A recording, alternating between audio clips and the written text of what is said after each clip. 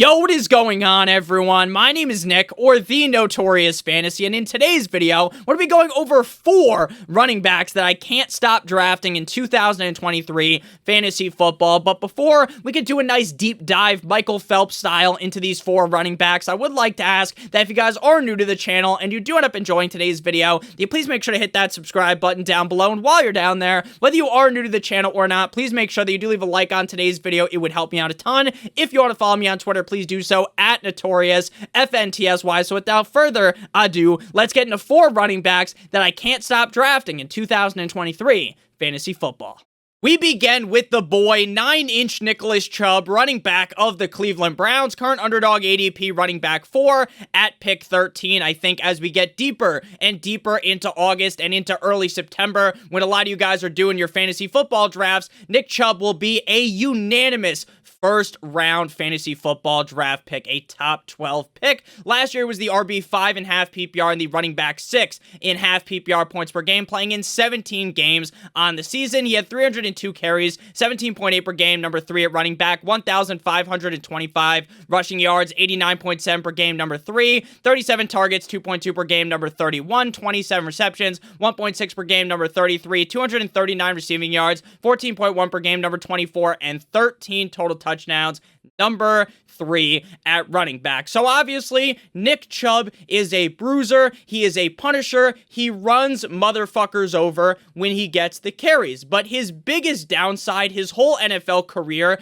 and what has kind of stopped him from reaching his peak, from reaching the top of Mount Everest and being the number 1 running back in all of fantasy football, is the receiving value. We know that even running backs that can get 300 plus carries, that can score 10 plus total touchdowns, unless they rush for 2,000 rushing yards, they still need to get some receptions. And in the past for Nick Chubb, that has been the killer of his upside. Now again, he's still been incredibly solid, rock solid year in and year out. But I believe this year we are going to see Nick Chubb finally get the targets that he deserves, which could lead him to becoming the running back 1 in fantasy football. Now in 2019, when Kareem Hunt was suspended, 9-inch Nicholas Chubb was actually catching passes. They were giving him a lot of pass catching opportunities, but once Kareem Hunt came back, that was his job. He was going to catch all of the passes pretty much in the running back room. But now Kareem Hunt is gone. Still not on a team. Zeke isn't on a team. Leonard Fournette isn't on a team, right? We're still waiting for these guys to sign. But ultimately, Nick Chubb has now been given free reign of this offense. I know they have Jerome Ford behind Nick Chubb, but they're not going to insert Jerome Ford in to catch passes. That is not the build of a running back that Jerome Ford has. And Nick Chubb has been incredibly efficient his whole entire career. Last year, this guy was as efficient at running the football as Joey Chestnut is at gobbling 7,000 fucking hot dogs down his gullet. 4.8 true yards per carry, number 9 at running back, 5.4 yards per touch, 13th, 40.4% juke rate, 4th, and 984 yards created, 57.9 per game, number 6 at running back. I believe that while the Browns were a steaming pile of dog shit at the end of last season, that this is a team that is going to do a full 180. Now, the AFC is loaded. It is loaded to the gills with great teams. So I'm not saying that the Cleveland Browns are some contenders to win the Super Bowl or something like that. I think they could obviously make the playoffs. But again, the AFC is incredibly tough. But I think they are just going to be better than what they were last year when Deshaun Watson took over. Because once Watson was under center as the signal caller, this offense was flopping around like a fish out of water. And I think this offense is going to look a whole lot better in 2023. I think Deshaun Watson maybe doesn't even get back to his former glory where he could have been a MVP in the NFL, right? He doesn't even have to be that. He just has to be not as bad as last season, and the upside of Nick Chubb is incredibly high. Again, I think he could be the number 1 running back in fantasy football this season. At number 2, we have Derrick Henry of the Atlanta Titans, the Tennessee Titans, underdog ADP running back 8 at pick 22.2. Now, I know there are a lot of fantasy analysts and a lot of people that right now will tell you that you need to fade Derrick Henry, that Derrick Henry is getting a little too old, Derrick Henry isn't that efficient, Derrick Henry this, Derrick Henry Henry that. The Tennessee Titans offense, the whole team is complete and utter dog shit. Derrick Henry will not be able to succeed. That's what I've seen a lot of people say. And in years past, I have not been a Derrick Henry hater, but I've been someone that was fading him at ADP. I always thought he was getting drafted a little too high. But year in and year out, I would say, hey, I don't think Derrick Henry is necessarily worth this price. And then Derrick Henry slaps me on the side of the face, right? He says, nice try, jackass. You tried to fade me for the 7 millionth time, and I dominated again, right? Every single year, we try to do this mental gymnastics. The hamster is running on the wheel in my brain and in a lot of people's brain, and it just can't talk itself into Derrick Henry. Well, you know what? I am not going to be fooled. I'm not going to fool myself again. George Bush style. Fool me once, shame on you, right? Okay? I'm not going to be fooled again. Now, head coach Mike Vrabel says that it would take 35 5-year-olds to take down Derrick Henry, to tackle Derrick Henry. I legitimately don't think that that is the case. I think Derrick Henry would steamroll through at least 100 5-year-olds. I think the only way that Derrick Henry gets tackled is if he just gets tired from doing it, or if he just falls on a kid that he just stiff-armed into Middle Earth.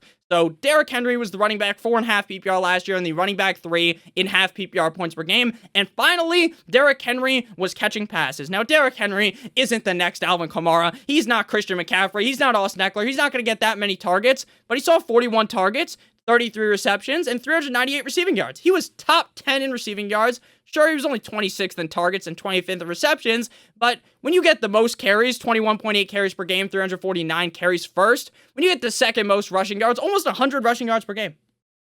96.1 rushing yards per game, number 2 at running back, 1,538 rushing yards, and when you score 13 total touchdowns.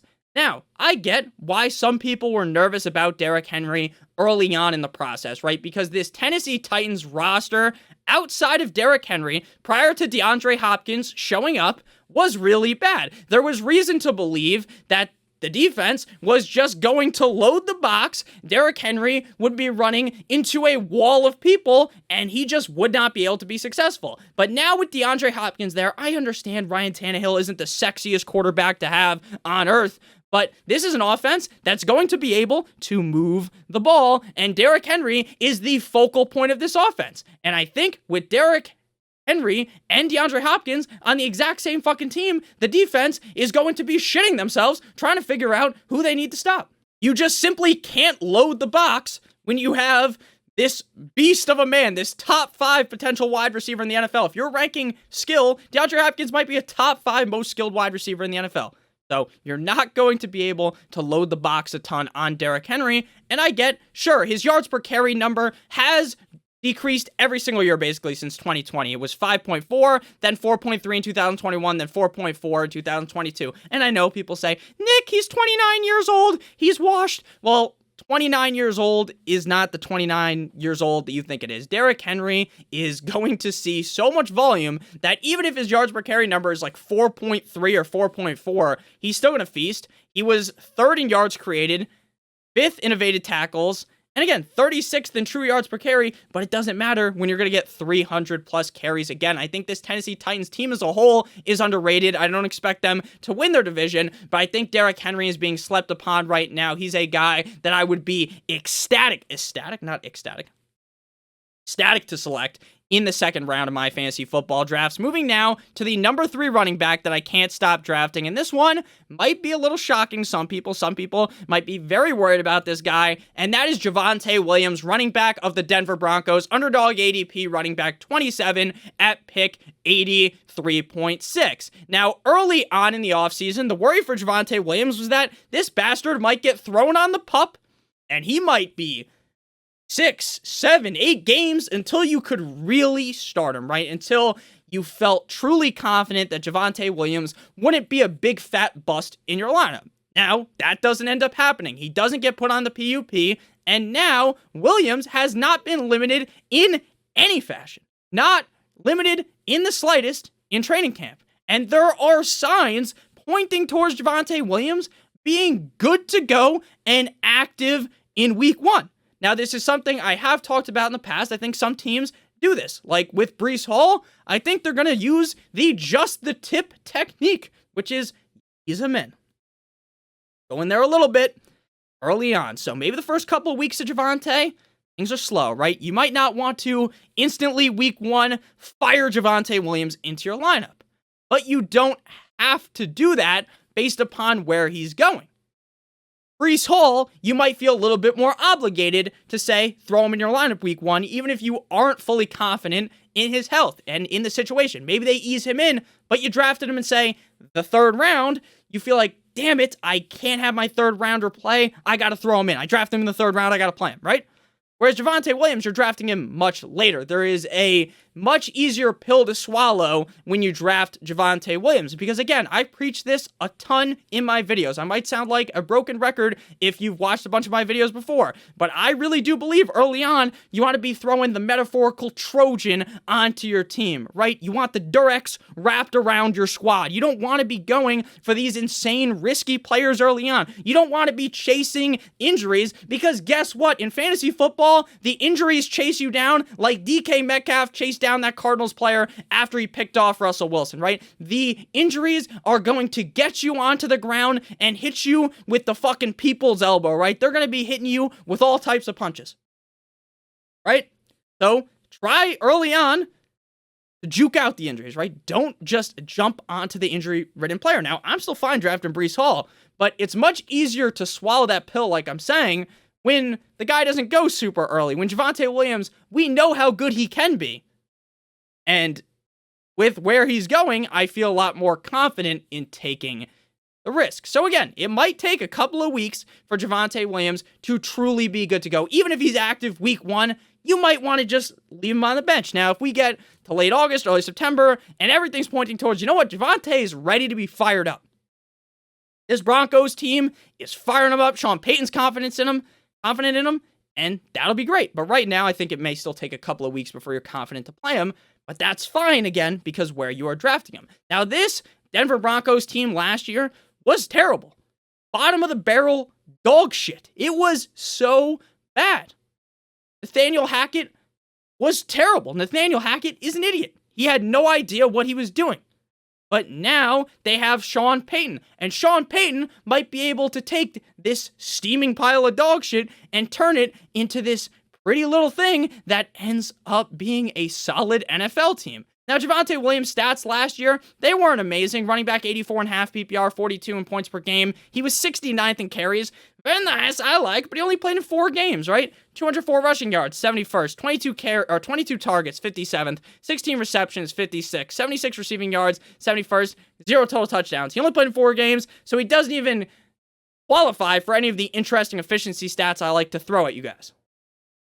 So again, sure, gotten hurt both years he's been in the NFL. We saw some flashes in his rookie year with Melvin Gordon there, but Melvin Gordon was kind of fending him off, right? Early on, we never really got to see the true Javonte Williams. And I think in 2023, while Samaje Perine is there, Javonte Williams is that guy, and I'm willing to take the risk that is very evidently here on Javonte Williams because of how confident all of the reports are, and because of how I feel this team is going to bounce back. And again, the risk heavily minimized by the fact that he goes much later in fantasy football drafts. But before we can get on into the final running back I can't stop drafting, I would like to give you guys a quick word from our friends and our sponsor over at Underdog Fantasy. Now, if you don't know what Underdog Fantasy is, it is the best place to play best ball fantasy football this summer. You don't know what best ball is? It's the best part about fantasy football. It's the draft, and that's it. There's no waivers, no trades, no in-season management, because at the end of every single week, Underdog automatically puts the highest scores into your lineup for you. You can draft your team, forget about it, and then come back at the end of the season and potentially have some solid money. I think it is also a great way to do a quote-unquote mock draft because everyone puts money into it and they take it seriously. They have the biggest fantasy football contest ever. Best Ball Mania 4. $25 to enter, 150 max entries, $15 million in total prizes, $3 million to first place. They're also going to be dropping contests that are a little bit cheaper. $3 contest, $5 contest, $7 contest. And if you don't want to join in a big tournament, they also have cash games in DFS terms, right? Just a normal league. You versus 11 people with as low of an entry fee as $3. The top 2 places make money. If this sounds interesting, make sure you use promo code Notorious when you sign up for a first match deposit bonus of up to $100. So you deposit 100, they give an additional 125, an additional 25, 50, an additional 50. So the final running back that I can't stop drafting, this is another guy that some people might be shocked about. It's James Cook. Now, I know what you might be thinking. Nick, all summer long, you've been hating on James Cook. You didn't think James Cook was good. This, that, and the other thing. Well, I had an epiphany today. I'm recording this, so yesterday, as you're watching this, I realized that while I think that James Cook isn't going to be as efficient as he was last season, it would be hard to do that because, again, he was as effective as Lizzo putting down 5 fucking Big Macs, right? It's easy. It's light work. He was incredibly efficient. 2nd in true yards per carry, 3rd in yards per touch, 1st in breakaway run rate, and 3rd in game script. So the great positive game script for James Cook last year, which, again, could have been why he was so efficient. But early reports right now in training camp, they are showing that James Cook is by far and away the top back, according to Joe Busaliga of The Athletic. Coming off the board is the RB30 on Underdog at pick 91.9. So again, as you get deeper and deeper into the draft, even if I worry about his efficiency, it seems pretty clear that this is a team that wants to give this guy the rock. Joe Busaliga also stated that Cook seems destined, manifest destiny, for at least over half of the offensive snaps this season if he continues this level of play. Josh Allen himself stated yesterday in an interview on SiriusXM that James Cook is going to take a large portion of the carries, and in the passing game, he's going to be kind of a dual threat guy for us. Now, I am someone who has done all of the mental gymnastics to talk myself into Antonio Gibson. I love Antonio Gibson, even though I don't think the Commanders are going to be amazing. I love that role he's in. Well, James Cook, I think, is going to be in a similar role and potentially get way more carries, and he's on a significantly better offense. So again, while I understand that there's clear risk that you get to the goal line, Josh Allen just jumps up in the air, fucking Michael Jordan in Space Jam style, extends his arms, extendo style, like Mrs. Incredible, and he's in the end zone, right? I get that that could happen. But I think James Cook's going to get more carries than I even previously believed. And as you get later in the draft, I am much more comfortable taking the risks. Josh Allen hyping him up really got me fired up. Now, Josh Allen has been sucking the sucking the cock of Gabe Davis, right? There's been all these reports about Gabe Davis this, Gabe Davis that. Well, Gabe Davis has had like 3 good games in the NFL. And I get why he gets the hype, this, that, and the other thing. But we all know that Gabe Davis isn't going to be that great. So you might want to take what Josh Allen says with a grain of salt, but when you match what Josh Allen said with what the beat reporters are saying, and with the fact that we just love these pass-catching running backs in fantasy football, I mean, this guy had 91 carries. He rushed for 525 yards last season. He had 3 total touchdowns. I understand that Dalvin Cook could show up and put this guy in the camel crutch, right? Iron Sheik style, right? Have the big brother beat up on the little brother and Dalvin Cook and James Cook, right? But we don't know if that's going to happen, right? Dalvin Cook is seemingly signing with no one right now. We have no idea what team he's going to. So if the Bills running back core, again, they lost Naheem Hines to that crazy injury on a jet ski.